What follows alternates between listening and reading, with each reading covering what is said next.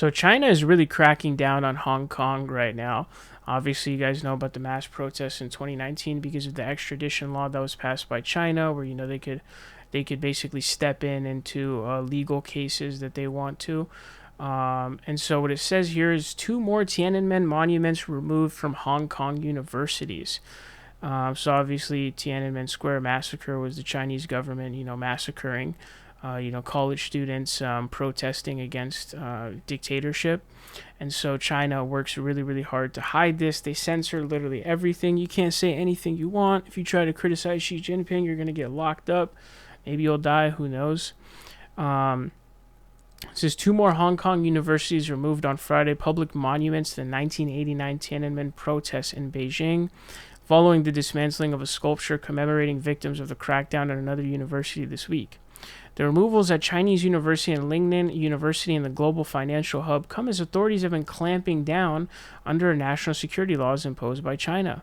Human rights activists say the law is being used to suppress civil society, jail democracy campaigners, and curb basic freedoms.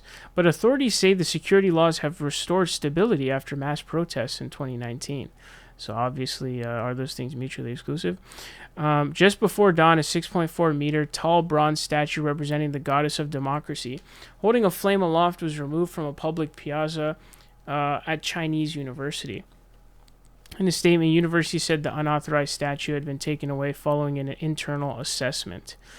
A group of about 24 students gathered to denounce the move by their university, handing out June 4th flyers as well as missing person posters of the democracy goddess with the words, "Have you seen her?"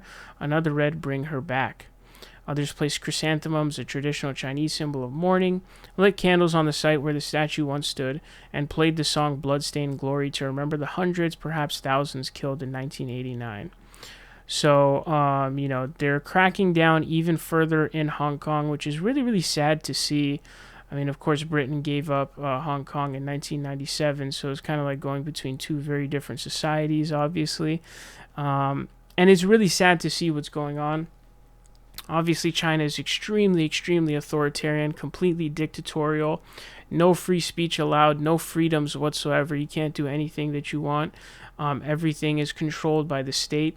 And so what you're seeing is in Hong Kong, the same thing is happening. And it almost feels like people are powerless against China because they're just so powerful now, even with what they're doing with the Uyghurs, in their internment camps. So it's pretty heartbreaking situation to see so many people's freedoms being really choked out. And it's really, really disappointing to see, but it's important to talk about the dictatorial, fascist, authoritarian actions that are being taken by China in these, whether it be in mainland China or if it's in areas like Hong Kong and what they're doing.